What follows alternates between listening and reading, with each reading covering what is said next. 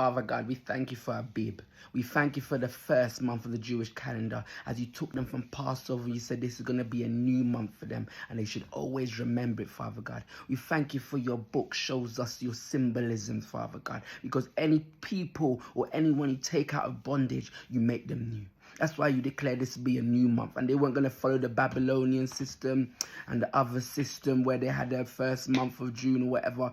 We thank you that you make your own way. You make your all things new, Father God. So we thank you. May we follow your precepts. May we know when you take us out of bondage that we are new, Father God. We're praying that people will hear the word and know that they can become new, Father God, and come out of any struggles, anything that's holding them captive, mental captivity, any traumas that they're going through, and remind themselves. We're praying that they'll understand they can be made brand new with the blood, the atonement, and your sacrifice, Father God. That just entering and open their hearts, Father God.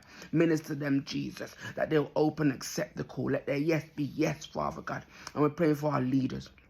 May it not be many plagues and plagues for these leaders, because this leader came and he didn't know Joseph. So he's the one that started causing all this trouble, Father God. We pray these leaders that are coming, that they will know you, that they will know the Bible, and they will know the other ministers around them and the leaders around them, and they won't be a burden on them, Father God. We're praying for wisdom for our leaders, Father God. May it not take many storms and tribulations for them to turn onto you and say they have sinned. In Jesus' name we pray.